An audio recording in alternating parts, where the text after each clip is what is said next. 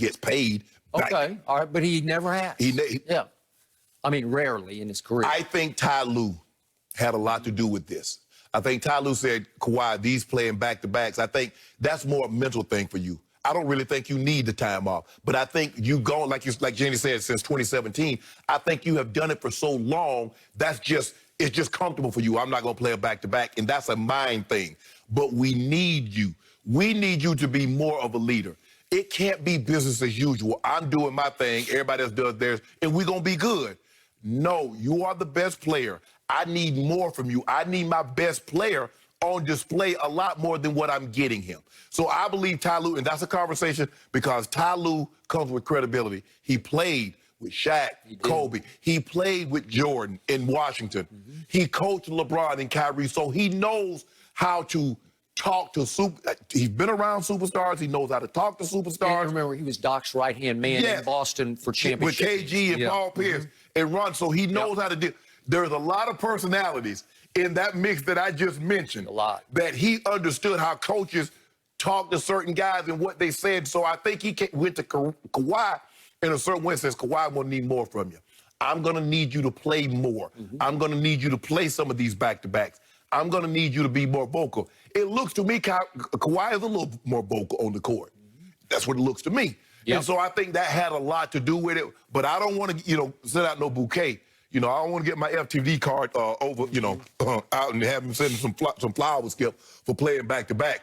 Because if anybody that needs to be taken off back-to-backs is my guy. My guy is 36. Kawhi won't be 30 until the summer. So he always should, unless, like I said, Skip, he coming off a serious injury or something. But for the most part, Kawhi fine. Kawhi should have been playing, but that was Pop. Pop enabled him. This is Pop's fault. Well, wasn't that Pop's mindset for everybody? But Skip, you got to realize when they started doing this, they started doing this with Duncan, Parkland, Ginobili later in their career, not year 1 and 2. No, but it was already in place in San Antonio that we err on the side of caution every time. I'm not going to play you back-to-backs. And again, Kawhi, as a rookie, got to see how he was treating the older players and said, aha. Hell, Kawhi started getting that kind of treatment in year 3 or 4. Tim Duncan, them like, well, hold on, I didn't get that till like year 12, year 13. No, I agree. By the way, your guy is playing all these games because he needs to pile up Don't worry stats. About my guy. Longevity stats. My guy loves the game of basketball. When you love the game. And I agree with that. He just wants to play. He didn't want to sit. Yeah. Okay, I got it. I also think Kawhi Leonard loves to play basketball, but he got it in his head, and it became almost like a demon in the back of his mind that, uh-oh, I can't risk this. And he does have chronically bad knees to the point they're called arthritic knees at his age 30, 29. Right? Yeah, 29. So I'm with you. Somebody got through to him, and it has to have been Ty Lue. It could be Jerry West. It could go all the way up to Steve Ballmer. Because remember, back on December 2nd, there was that The Athletic bombshell about trouble inside the Clippers, how they were a team wrecked internally because of the preferential treatment afforded to both Kawhi and to Paul George, and how obviously it started with Montrez, Lou Williams, the guys who had been there and done all that, and they were putting in the work, and all of a sudden these guys are showing up when they want to show up. They're playing when they want to play. The plane is going when they say it should go, and they practice when they want to practice. At what time, and if they even want to participate in practice. And according to the article, it tore apart the team's competitive chemistry, okay?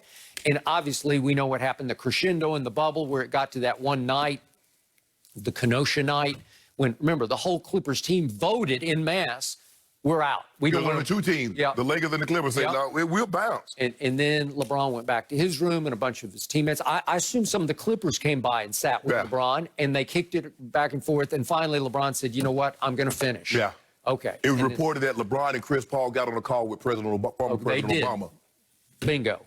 Okay, so remember, they had 11 back-to-backs last year, and he obviously didn't sniff a one of them. So it had been 1,372 days since he played a back-to-back back in April of 2017. And, you know that's over 3 years, right? Yeah, I got it. And last night was a game you could certainly arguably miss. You could make a case for missing because Golden State's They were 4-3, but they How many days you said it was? 1,372. That's almost 4 years. Yeah. Okay. 365. Okay. I know. Okay. So he 14, 20. So he pretty close to 4 years. Okay. So it was a shock to me that he said, I'm going to go at Golden State. It's a shorter flight, obviously. It's not a cross-country flight on a back-to-back. Right.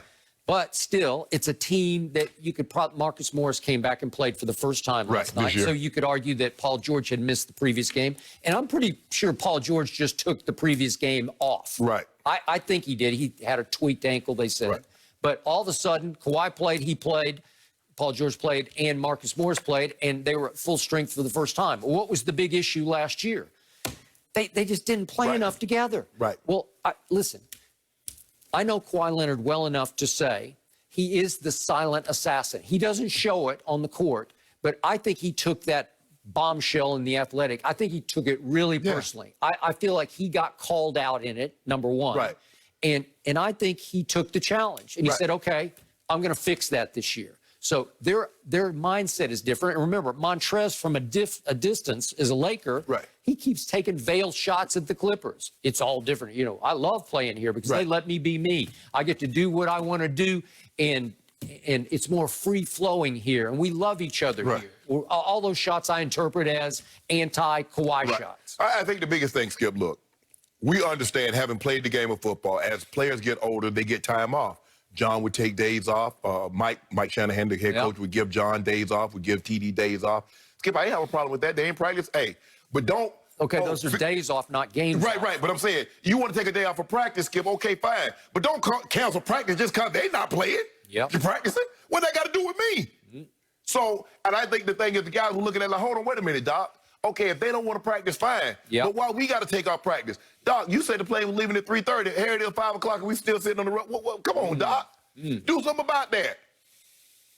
And after a while, you're like, so in other words, their time is more important than ours. I understand they're better players. Skip, I don't care nothing about that security detail. Hell, they should have security detail. They're important. LeBron got a security detail. KD, most of the top guys.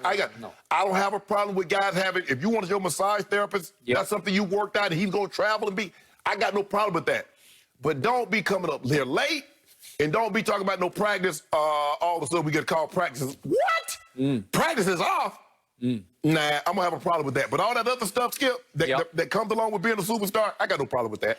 Okay, so my point to you is, bottom line, here come the Clippers, because he's playing back-to-backs. He's playing a career high. Kawhi is 34 minutes a night.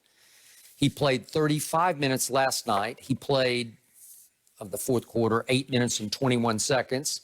And he made his 2 shots from the field. He made all 4 of his free throws, scored 8 points. And it was a nip-tuck game for a while in the fourth quarter. And Steph didn't play well last night. He didn't shoot the ball well at all. Thank you for bringing that up. I wanted to remind everybody that after he made some Ripley's, believe it or not, 105 straight threes from the corner in practice or after practice, he is now shooting through 8 games 36%. I guess making those 105 corner threes in a row, which is like impossible to me. If anybody else other than Steph was shooting 36%, that's a damn good percentage from the three-point line.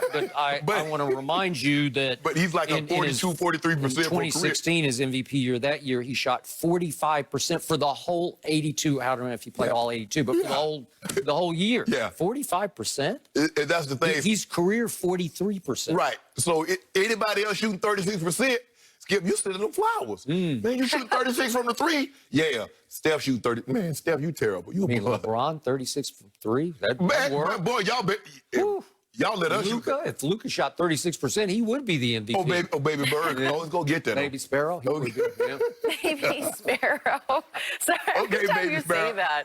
I like the nicknames. And he's getting better, Luka. I know Shannon, you believe in him. Oh, yeah. Okay, we are going to get back to more reaction.